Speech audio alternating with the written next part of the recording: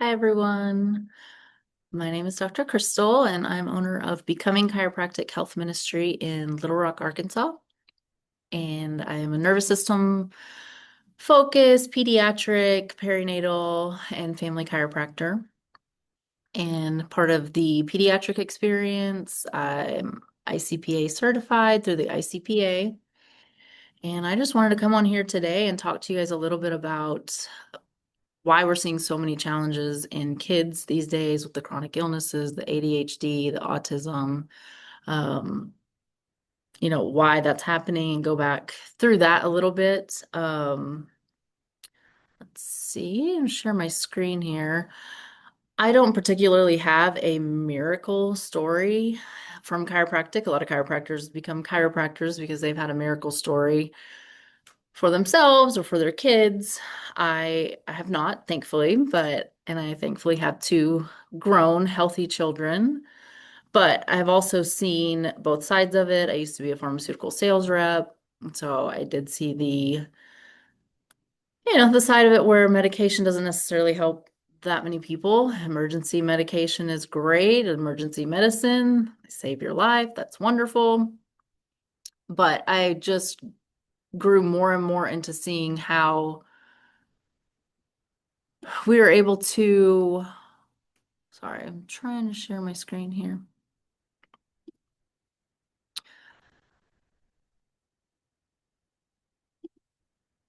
How we're able to help people a lot more through natural and holistic means, and chiropractic just kept talking to me, and that led me to here. And I really see the importance of helping younger kids so that they can grow into healthier adults and we can become a healthier future generations for sure. Like I said, owner of Becoming Chiropractic Health Ministry, Webster certified, training in torque release technique as well, which is more of a neurotonal, gentle technique. I went to Life West Chiropractic College in Hayward, California. Graduated in December of 2023. Like I said, this is a second career for me, so this is my beautiful family and who I do it all for. So let's get into this. I will try to make it as simple to understand as possible.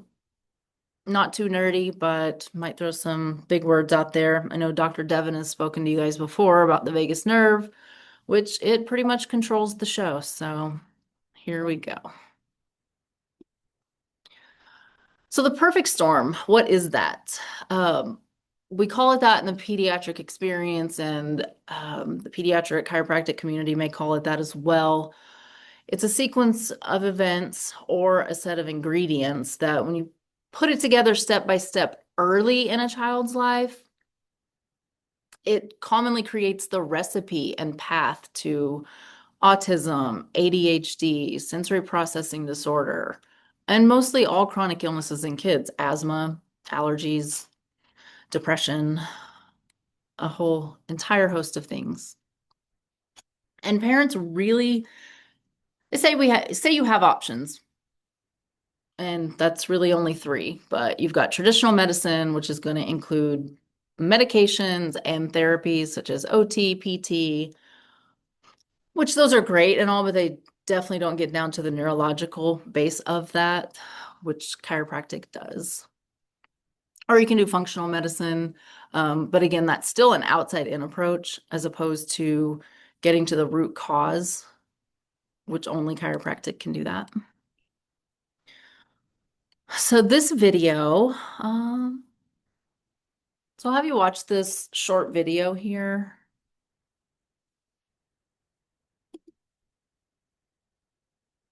This is an awareness test. How many passes does the team in white make? No.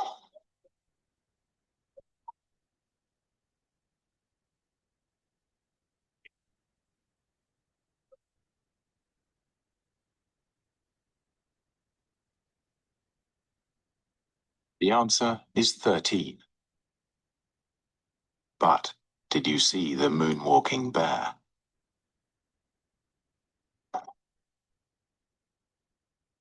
So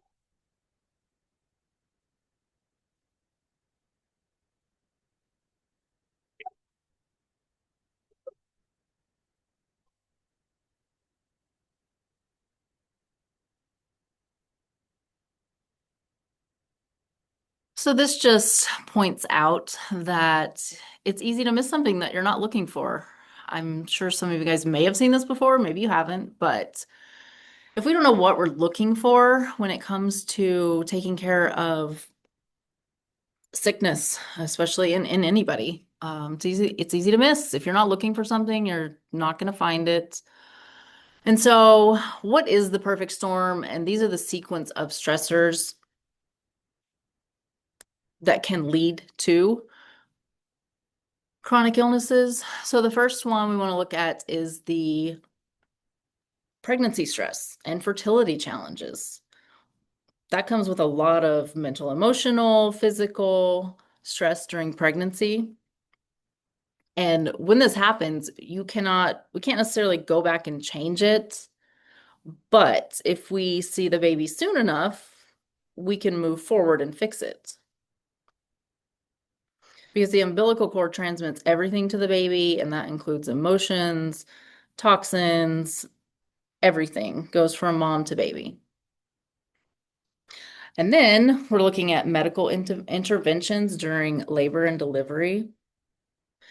And this is a big one. This is probably the biggest one. And this in itself deserves its own hour or two, honestly. So if you guys want to know more about that, we can do a whole nother video on that in the future.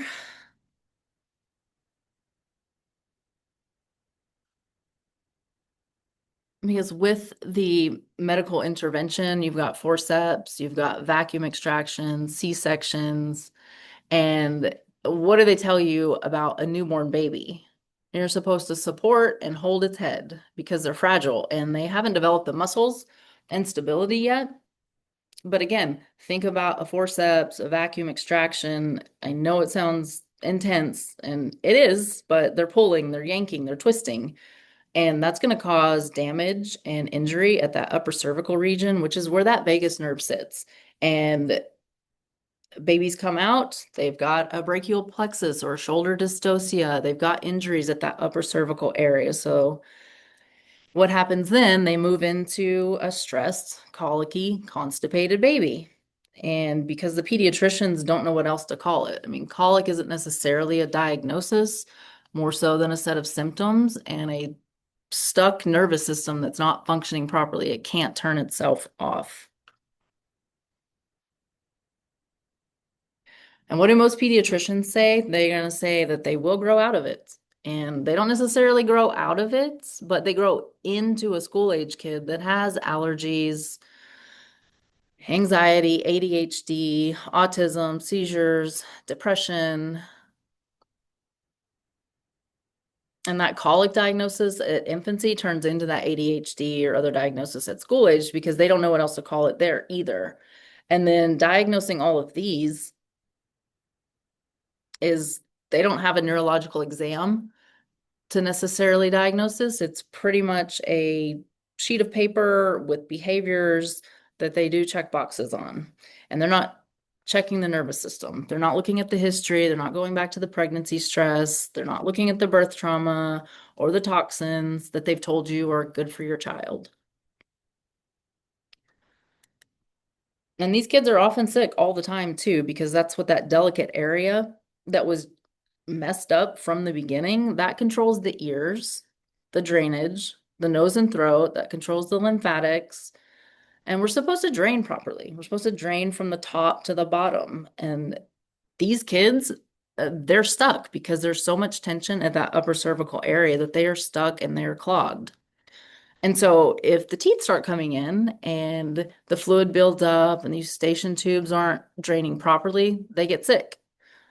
Then they get an antibiotic.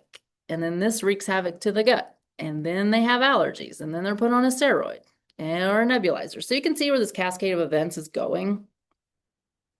And it's most common around 3 years of age is when diagnoses start happening. And then During this entire time, from a baby to a young child, they're developing neurologically at a rate so fast, much faster than we are as adults. And so the brain is the most plastic and adaptable during this first 3 years of life. So if we can get to children earlier, as soon as they're born, and start adjusting them to keep them in that relaxed, proper vagal nerve tone, then it just sets them up for such a healthier future.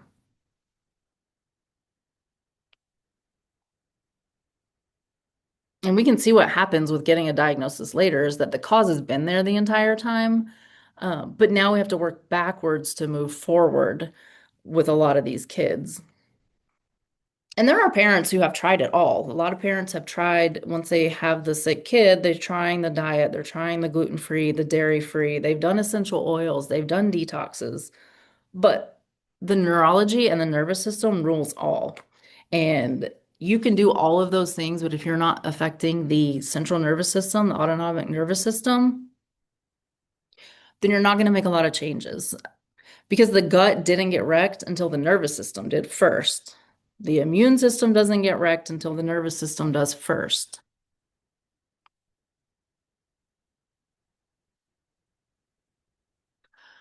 So let's look at this chart. The three T's, subluxation, the definition of a subluxation is stress stuck on. So you've got three T's when we're dealing with subluxation, and those you're dealing with trauma, dealing with toxins, and you're dealing with thoughts, which is emotional stress. With infants, we're more focused on the physical trauma at birth. So, like I said before, like the sooner we can see babies, the better the outcome for both babies and parents. Trust me, parents want to sleep at night. They want a healthy baby. They don't want a colicky baby. They don't want a constipated baby. But when we're looking at the older kids, diet is where we're going to be focused on that. Not only the birth trauma they had, but the older they get, there's more toxins put into their bodies and more emotional stress as well. I mean, think about a fifth grader who has ADHD. They do not want broccoli. They don't want meat. They want macaroni and cheese or a Red Bull or a Mountain Dew because they're stuck in that fight or flight. And so they can't make a decision based on what might be healthy for them. I had a 12-year-old bring me a Mountain Dew, in fact, the other day. So I had to kindly decline that from him. But, just he's one of our autistic practice members who we're trying to work with on, making better food choices. But again, that comes along later because he's 12 years old. Those subluxations have been stuck there longer, so it's going to take us longer to get there with him. When the nervous system is stuck on all the time and stressed out, it controls our cravings, our actions, and like I said, it's hard to make those right decisions because we want fast, we want instant, we don't want that slow and relaxed because we're not used to that. And so that's why ADHD kids move a lot. They can't slow down, they tap their feet, they chew on their shirt, they might be sensory and they just continue, they can't stop touching things.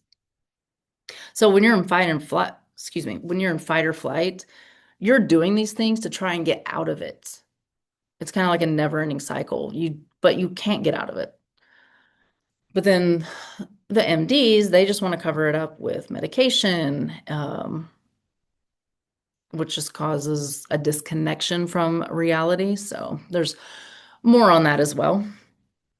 But believe it or not, more and more parents are trying to not medicate now because they know that it's not working. So that is that is wonderful. So toxins have always been around, but when you're stuck in fight or flight, you can't detox properly. Again, subluxation is stress stuck on. So too much gas pedal and not enough brake pedal, which is too little parasympathetic, which is the rest and calming side of things.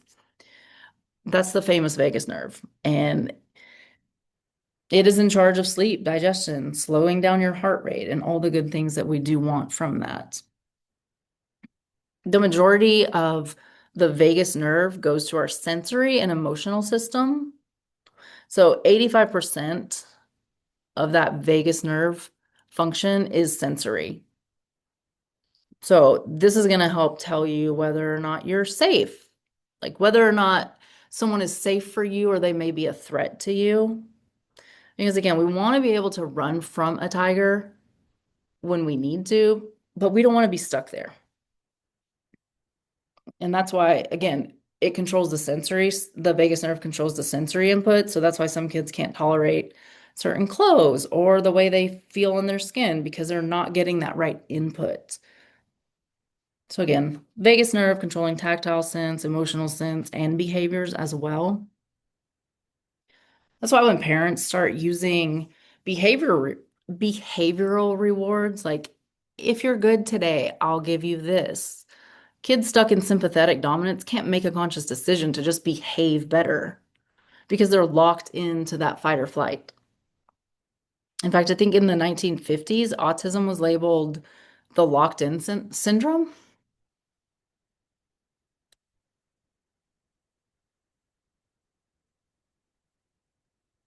So Bruce Lipton, I think Dr. Devon again has quoted him before, so he's brilliant, Dr. Lipton.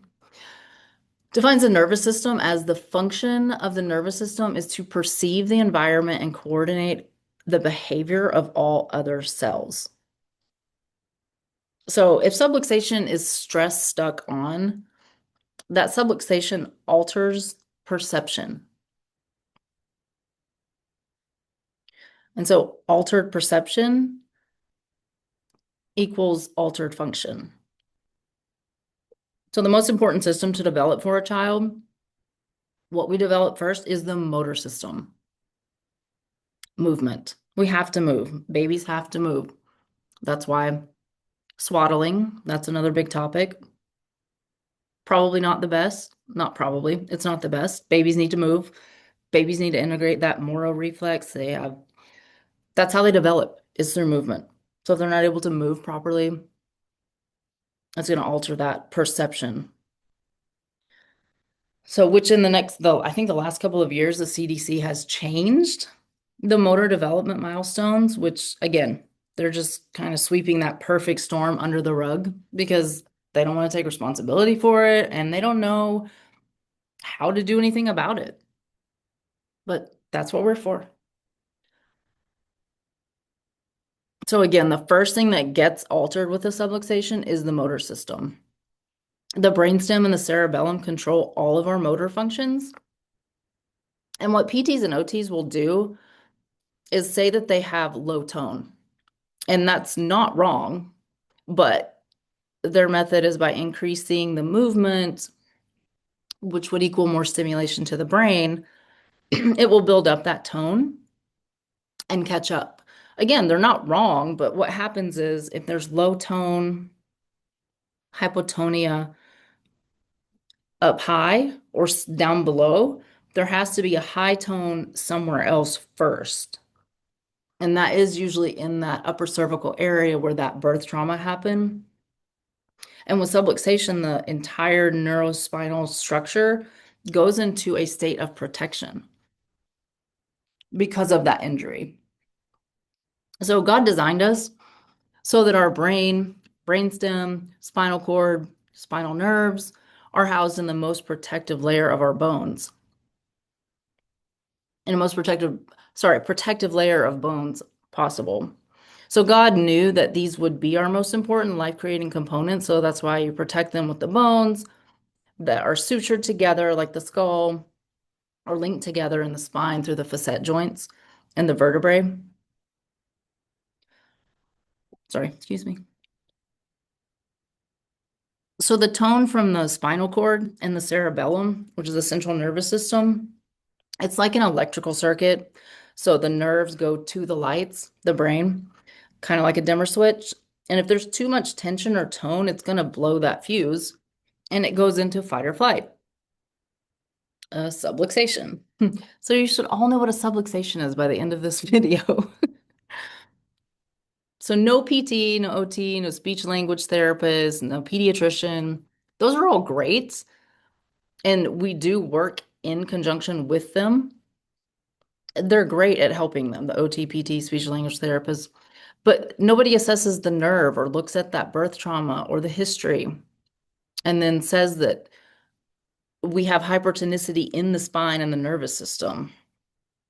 So if they're not looking at that, everything stays bottled up top, and it can't get down to the core, to the gut, to the legs, to the arms.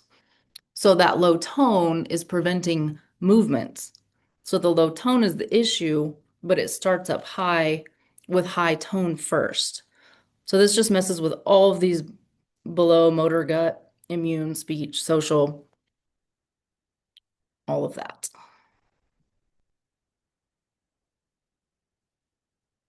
So even Harvard I did a study about the toxic stress weakens the architecture of the developing brain.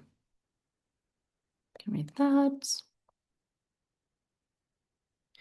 So in babies, the development that they start with is sensory.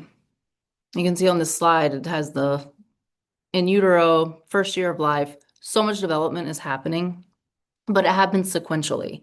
So again, babies start with sensory. They start with vision, hearing, tracking. They'll watch you walk around the room.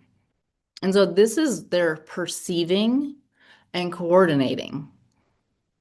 That is the function of the nervous system. So then they start creating output as language. And speech works like this. So you have the perception, the coordination, and then you have the expression. And a lot of times, like speech issues with kids, it's not necessarily an output or an inability to have the output, but it's more the input and coordination that gets scrambled and subluxated. So you can see here, after kids do hit that language development, then they will have the higher cognition brain function.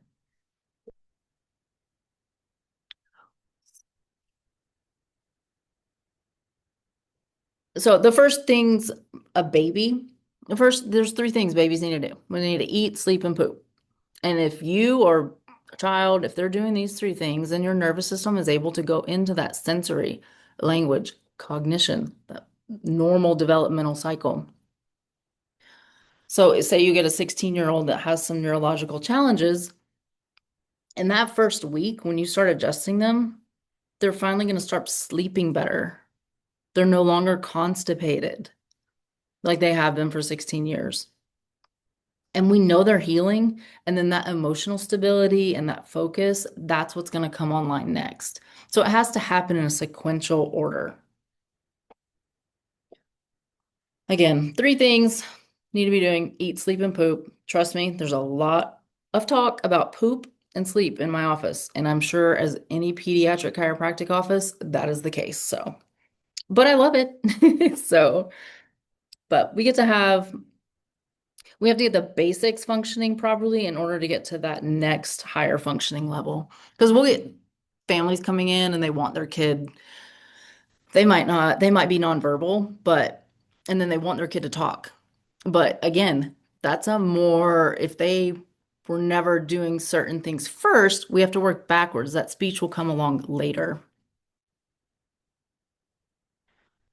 Okay, so now we've covered all of that. The perfect storm algorithm, which this helps us determine like how we're going to set up a care plan, because it's not just one adjustment, it's a number of adjustments. It's going to take time for a lot of these kids. Again, how much stress have they had? How much trauma? How long has it been there? Do they have trauma, toxins, and emotional stress? Again, this kind of goes along with age. So the earlier, like when did it occur? Meaning the earlier they experienced it before getting care, the longer it may take to heal. Again, a 2-month-old with torticollis or colic a lot of times can heal a little bit faster because that stress, that subluxation hasn't been there as long. But you get a 6-year-old, a 9-year-old, a 12-year-old with ADHD or autism, that can take a little bit longer to heal depending on the severity of their nervous system or subluxations.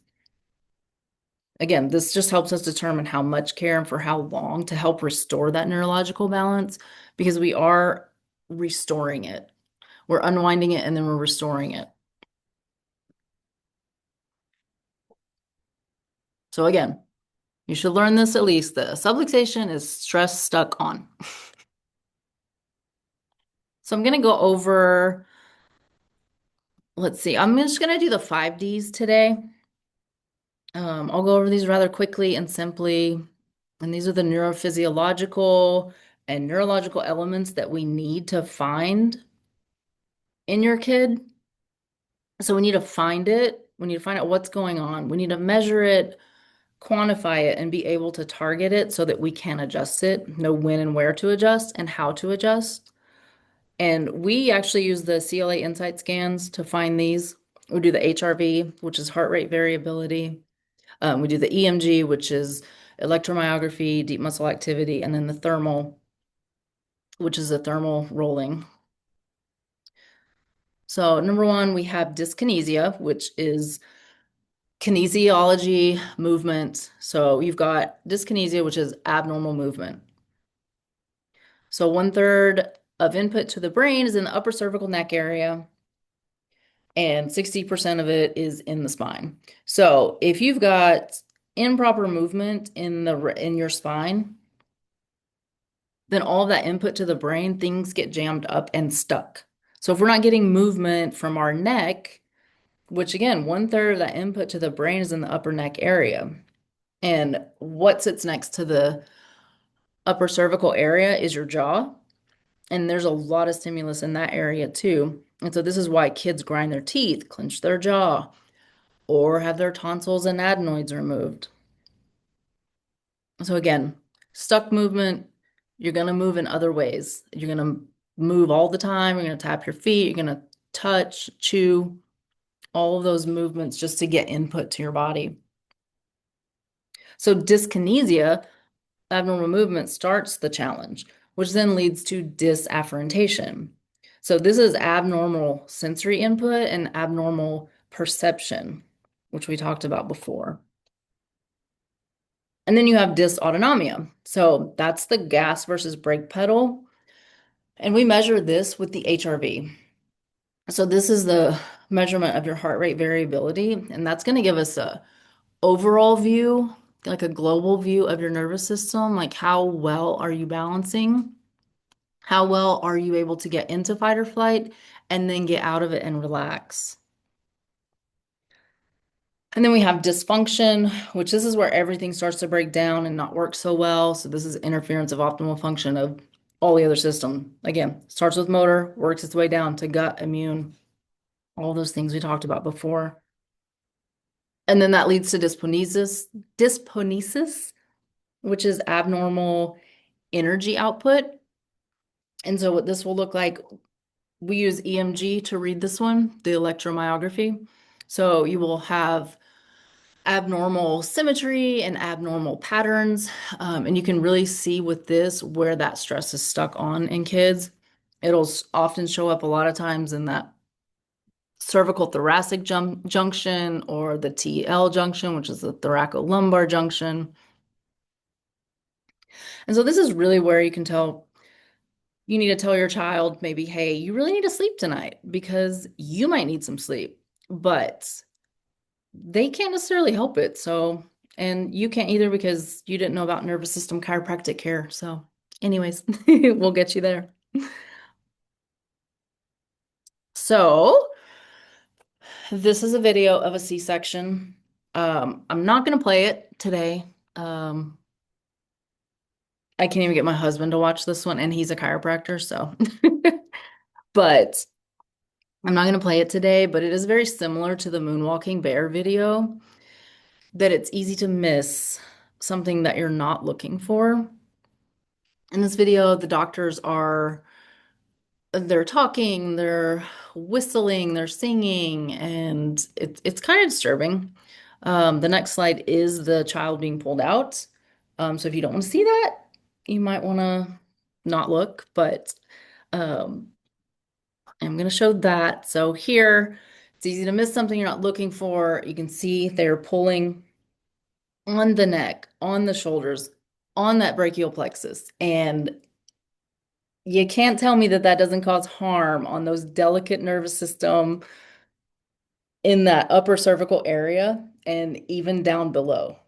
And this goes for vacuum and forcep extractions too. So again, if we as chiropractors don't know what's causing something, we don't know how to fix it. So we look for everything.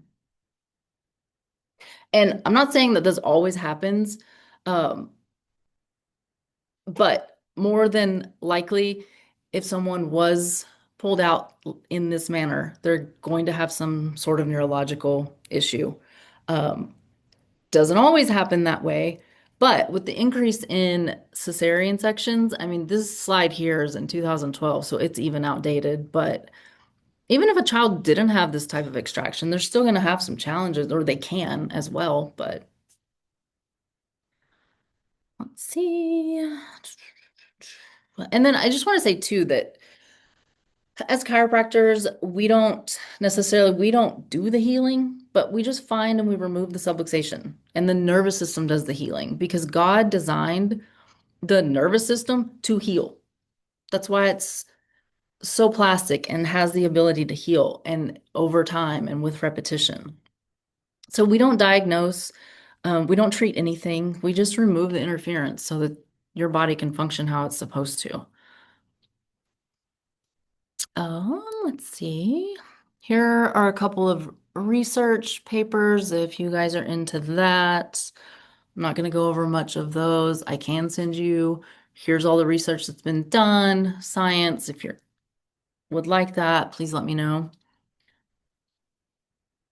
I'm just going through the brain functions, the amygdala, the hippocampus, because brains are built from bottom up, back forward.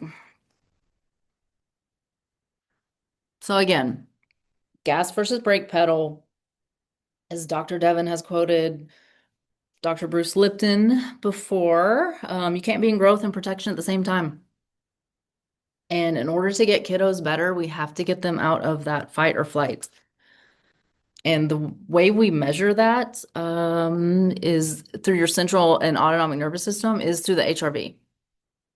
So I'm sure most of you have probably heard of the Aura Ring, a Garmin, a Whoop, Apple Watch, I think does it too, but that it does have a HRV measurement option on there. We kind of joke saying that that's kind of like the poor man's HRV if you haven't had your CLA insight scans done to get a true overall.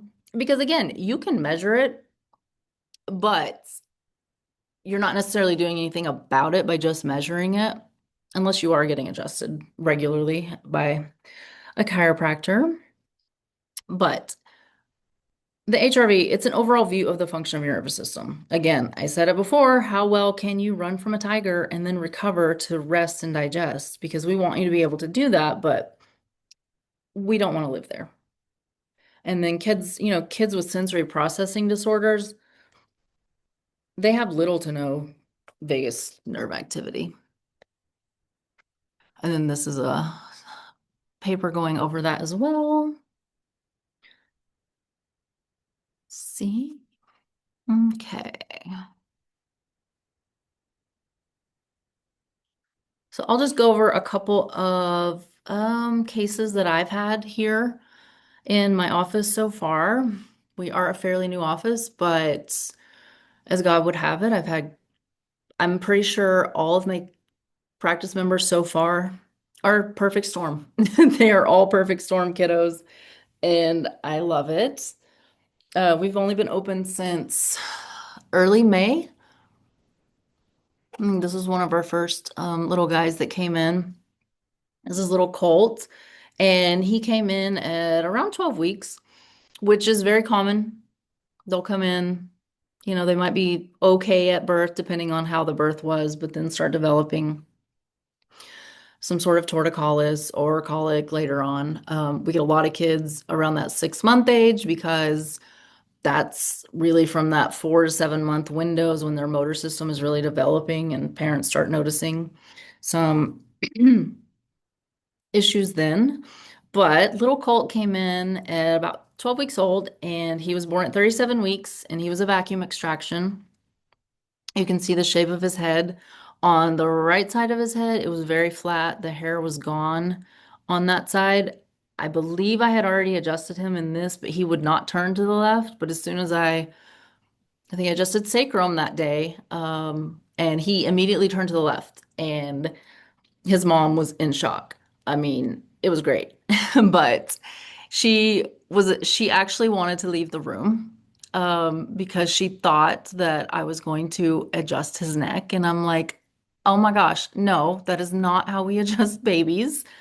This is not TikTok. So, anyways, but little Colt, he came in and you can see on his HRV, he is in that lower left quadrant. So his nervous system was already stressed out and worn out, and he was only 12 weeks old.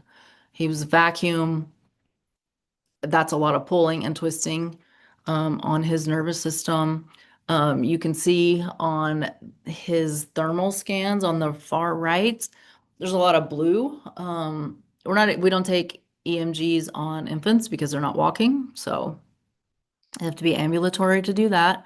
But thermals are important there. The areas of blue are areas of shutdown and stress. After working with him, this was his first, I think that was his first thermal after we'd been working with him. Yeah. So that was his first thermal. And then the second picture, you can see he is just so much more upright, much less tension in his nervous system. And then just a few weeks ago, he started crawling. So he was crawling with just one leg. He was doing the army crawl with one leg. So we worked with him for, I think, 2 weeks on that. And he's crawling on all fours now. So he is meeting all his milestones beautifully. And I will say that his mom has a 2-year-old son as well who he had to wear a helmet. And he didn't necessarily have a birth trauma. He did sit in her pelvis for many hours, and so his head was definitely misshapen, and he had to wear a helmet.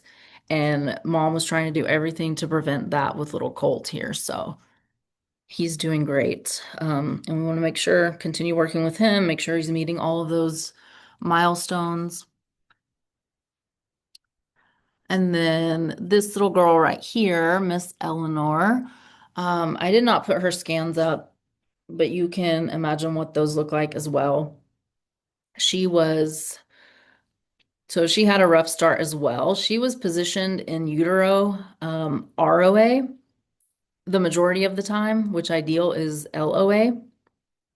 And she was an attempted vacuum extraction twice. They attempted to pull her out with a vacuum twice unsuccessfully.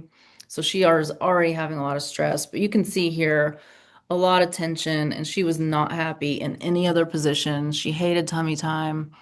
Um, yeah, she was just curled up and unhappy. And she came in about, I think she was about 8 weeks old when she came in. But again, she's doing great. This is her a couple of weeks ago, and still some tension going on there, but she is much happier. Mom was swaddling her for a while, and we discussed that a little bit. And she did stop swaddling her, and so she has much more movement. Is sleeping through the night now after not being swaddled, so that's great. Um, and then this little guy is Carter. This is a 3-year-old, and he came in with chronic constipation. I think the mom had a stressful pregnancy. She was induced. Um, no, not necessarily any major birth trauma, no vacuum, no forceps or anything, just a stressful pregnancy and an induction. But 3-year-old, chronic constipation since birth. I think mom said he's been on Miralax for over 2 years. Not his whole childhood, but definitely over 2 years, she said. And the pediatrician just continues to say, take it, just take it, continue to take the Miralax. But I'm not even going to get started on Miralax, but it's not even recommended in people under 16. I think that's the new age on the label. It was 17, now I think it's 16, but that comes with an entire host of neurological complications as well. So we did start adjusting him in cases like this. Wanted to see him daily. He also has an older brother who's 6, who did have a traumatic birth, so we're working with him. His older brother was cord wrapped in the NICU for 10 days. Again, mom had a stressful pregnancy as well, but we're working with his older brother. But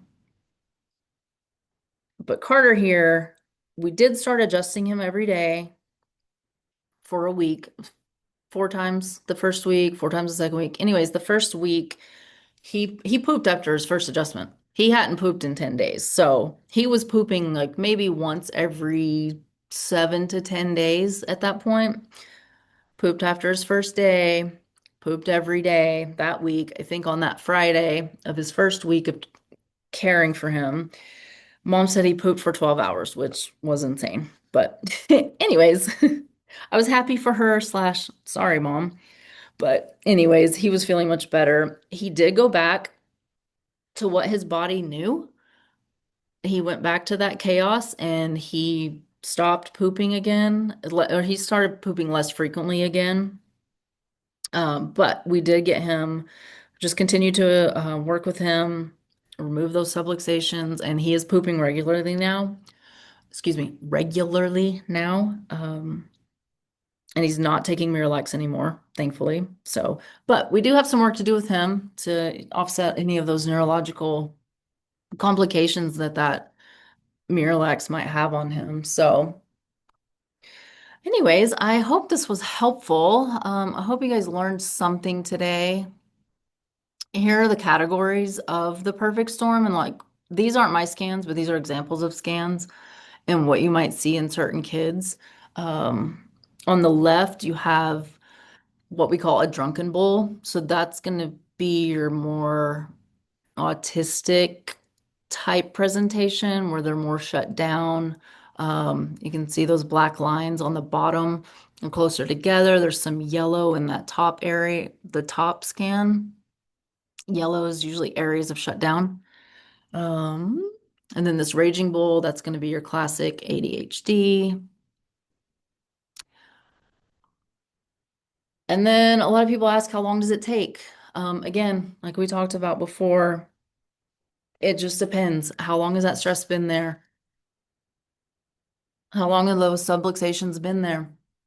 Because kids 10 to 18 years old, it's been there longer, but then their bodies are still growing. So if you get to that young adult age, healing can happen a lot faster because they're done growing. So that's something to keep in mind too. But I hope this was helpful to some of you. I hope you guys learned something. This is just an overview. There's so much more to go into detail about. And if you guys want to know more, let me know. If you have questions here, I have my email on here. That's the best way to get in touch with me. Um, I didn't have my social media, but we are on Instagram and Facebook, Becoming Chiropractic. Um, I'll also link PX Docs. If you know anyone, they have a ton of articles explaining everything nervous system related. And you can also search for a PX doc near you. They'll tell you whether or not they use the CLA Insight scans, so that it's not just for kids. I would visit a PX doc even as an adult, so you can get your nervous system checked. And most of them do care plans, so they're each individualized for you. And yeah, I hope you all have a great weekend and happy healing. Thank you.